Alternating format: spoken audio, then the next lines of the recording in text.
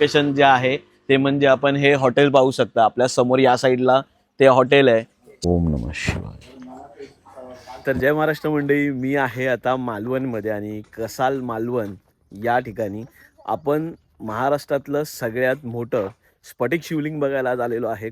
मालवणमधलं सध्या ट्रेंडिंग असलेलं हे शिवलिंग आपल्याला पाहायचं आहे आणि याचं संपूर्ण लोकेशन इथपर्यंत कसं पोचायचं हे देखील मी या व्हिडिओमध्ये तुम्हाला सांगणार आहे, त्यामुळे व्हिडिओ नक्कीच बघा. तर चला मंडळी, संपूर्ण परिवारासोबत आम्ही आज सोमवार असताना दर्शनासाठी आलेलो आहोत. Keep your shoes, dogs also. चला.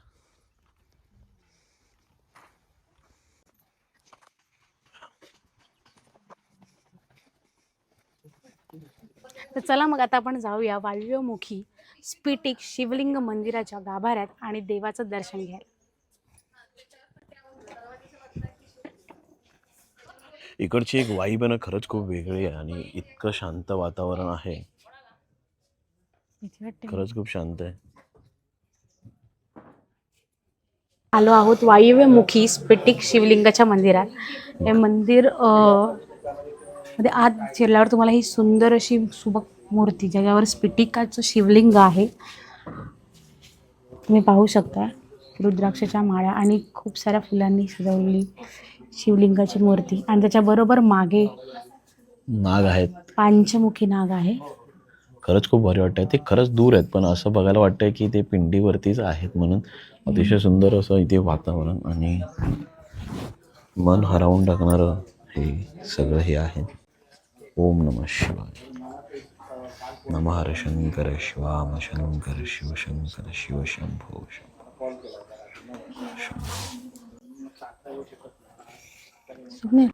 स्फटिक शिवलिंगाचं दर्शन झाल्यानंतर इतकी शांतता आणि खूप वेगळंच वातावरण आहे, प्रसन्न करणारं. तर अजून माहितीसाठी आपण आपल्या गुरुजी इथे जे बसले आहेत त्यांच्याकडून ती माहिती घेऊया. तर चला तर मग.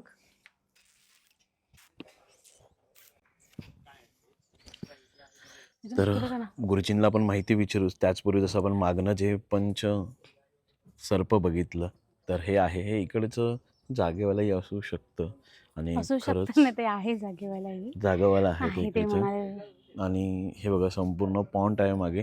एक वेगळीच ऊर्जा, एक वेगळाच जो इकडचा स्मेल आणि जे मन प्रसन्न आहे ना, ते एक वातावरण आहे जे हवं असतं ते इथे आपल्याला पाहायला मिळतं. आणि कौलारू छान असं. केळीची झाडं, येस, प्लस नारळाची झाडं आणि खूप सुंदर सुंदर वातावरणच खूप सुंदर आहे. खूप भारी आहे. आणि आपण मागणं हे शिवलिंग पाहू शकता. हे खूप जुनं शिवलिंगाच्या शिवलिंग आहे. मागे किती सुंदर असं गोमुख आहे. हो, गोमुख आहे. सुंदर असं गोमुख पण आहे इथे. या चला तर आता गुरुजी बसले, आपण गुरुजींना विचारूया. काय म्हणजे सुरुवात आपली इथे कशी झाली काय? हर हर महादेव. मी ऋषिकेश सावंते. आपलं रुद्रनाथ फाउंडेशनमध्ये स्वागत आहे. आज गेल्या महिन्यात आपण इथे निर्वाण शिवलिंगाची स्थापना केली. हे हिमालयातून आलेले स्फटिक शिवलिंग आहे. ओके. म्हणजे ह्याचं जवळजवळ आयुष्यमान बोलू शकतो की जे मानवपणे आज जमिनीवरती नसेल तेव्हापासून ते इथे आहे. आपली इथे धुनी आहे, यज्ञकुंड वगैरे आहे जिथे आपण सकाळी आपले यज्ञ वगैरे करतो, गायत्री यज्ञ करतो, परत महामृत्युंजयचा यज्ञ वगैरे होतो. असं आपलं ते ओव्हरऑल आपण जप साधना, परत ध्यान, क्रियायोग यासाठी आपण हे स्थान बनवलेलं आहे. फक्त भाविकांनी इथे येऊन दर्शन घेण्यापेक्षा 5 मिनटं इथे ध्यान करावं, काहीतरी मेडिटेशन आणि काहीतरी योग साधना करावी या हेतूने आपण बनवलेलं स्थान आहे. असं. अच्छा. म्हणजे हे आताच सध्या आपण चालू केलं म्हणजे आता आम्हाला तरी हे जस्ट आता 3-4 महिन्यापूर्वी जास्त कळलं, कारण इकडे स्फटिकाची जेव्हा स्थापना झाली त्याच्यानंतर आम्हाला ते कळण्यात आलंय. मग हे मंदिर जे आहे ते कसलं आहे एक्झॅक्टली? हे आपलं महाकाली स्तंभ आहे. अच्छा. हा आपण काली मातेचं आपण निराकार रूप बनवलेलं आहे. आपण बघतो की भरपूर ठिकाणी मूर्तीमध्ये स्वरूप असतं, पण तिच्याच आदेशाने वगैरे की ती बोलली की मी इकडे तर आपण काली यंत्र सुद्धा असं बोलतात त्याला. पण तुम्ही बघाल तर खाली त्रिकोण आहे, जो आद्यकाली, पराकाली, भुव्यकाली असे तिचे वेगवेगळे फॉर्म्स आहेत. आणि जो मध्ये जो आहे तो महाकाली स्तंभ इथं पूर्ण होतो. वरती आपण बघाल तर तो पारा आहे, जो सॉलिडिफाय मर्क्युरी बोलतो आपण. अच्छा. मोस्टली आपल्याला लिक्विडी मर्क्युरी वगैरे दिसतं. तिचा आईचा शृंगार होतो. दर मंगळवारी वगैरे तिकडे भाविके येतात तिला दर्शनासाठी वगैरे. व हे खाली जे आहे ते आपलं लज्जागौरीचं स्वरूप आहे, कामाख्या देवीचं स्वरूप सुद्धा बोलतात. आणि 5 बिंदू तुम्ही बघताय ते पंचमहाभूतांचं तत्वांचं प्रतीक आहे. जल, वायू, अग्नी असं हे जे 5 आपल्या शरीरात आहेत तेच ते. जेव्हा स्त्रीला मासिक पाळी आली तेव्हापासून हे असं आपलं युनिवर्स घडलं असं बोलतो आपण. त्याचं प्रतीक आपण तिला पूजतोय. हो असं. बाजूलाच नागरासनचं आहे, हो स्थान आहे. त्याला आपण ब्राह्मणाचं स्थान सुद्धा बोलतो. आपल्या या जागेचा रक्षक सुद्धा तोच आहे. आपण कुंडलिनी साधक आहोत. कुंडलिनी म्हणजे आपण क्रियायोग मध्ये आणि ध्यान साधनेमध्ये असल्यामुळे आपला तो पाठीचा मनखा आणि आतमध्ये सप्तचक्रावरती आपली साधना होते. तर नागाचं सर्पांचं कुंडलीमध्ये खूप महत्वाचं. अशा प्रकारे सगळ्यांसाठी हे आहे. आणि हे जे स्फटिकखंड ते हिमालयामधून आणलं मी असं म्हणजे हो, हिमालयामधून आपल्याला मिळालेलं आहे. मिळाल्यापेक्षा ते स्वतःहून आपल्याला मिळालेलं आलं असं बोलू शकतो. हे वायव्य दिशेला आहे. वायव्य दिशेला का म्हणजे वायव्य दिशा ही असं चंचल असते, वायूची दिशा मानली जाते. जसं आपल्या शरीरामध्ये प्राणवायू, परत आपले शिवसर्वोदय शास्त्रानुसार जेव्हा आपल्या शरीरामध्ये स्वरांचा खूप उपयोग आपल्या आणि परिणाम आपल्या शरीरावरती पडतो, त्याची स्थिरता आणण्यासाठी आणि आपण ह्या शिवलिंगाची स्थापना करत त्याच पद्धतीने वायव्यमुखी शिवलिंग इथे स्थापन केले. मग इथे तुम्ही सगळे राहून साधना वगैरे या सगळ्या गोष्टी इथे होतात. हो हो हो. इथं महाशिवरात्रीला काय आहे ते एक्झॅक्टली? महाशिवरात्रीला आपला 2 दिवसाचा कार्यक्रम असतो. 2 दिवस मध्ये 14 आपला प्रदोष 14 फेब्रुवारीला आणि 15 तारखेला 11 वाजता रात्रीच्या भस्म आरती असते. आता महाराष्ट्रामध्ये मी पाहिलेली तरी ऍटलिस्ट मला तरी इथेच आठवत. उज्जैनला मी एक पाहिली होती. भस्म आरती उज्जैनला खूप म्हणजे खूप आता पाहण्यासारखा अनुभवण्यासारखी सोहळा असतो. पाठीमागे आपण शास्त्रीय संगीताचा कार्यक्रम करतो. आपण दुपारी 12 पासून आपला महाप्रसाद सुरू होतो इथे आणि सगळे गावकरी सगळे इथे चालू असतात, सगळे इन्व्हॉल्व असतात. खूप मस्त वाटतं. तुम्ही पण नक्की महाशिवरात्रीला इथे येण्यासारखं आहे. 2 दिवसाचा कार्यक्रम आहे. जर तुम्ही विचार करता तर नक्कीच इथे नक्की भेट द्या. आणि 14 तारखेला कसं आहे, 14 तारखेला ना की पार्थिव शिवलिंगाची पूजा असते. तिथे तुम्ही शेणाने स्वतःच्या हाताने शिवलिंग बनवता, त्याच्यावर पंचधान्याने अभिषेक वगैरे म्हणजे इथे प्रत्येक जण येऊन करू शकता आणि अगदी मोफत आहे. आणि आपण क्रियायोग शिकवतो. आपलं रुद्रनाथ फाउंडेशन जे आहे ते क्रियायोगाचा प्रसार करतो. किती दिवसांचा आहे तरी?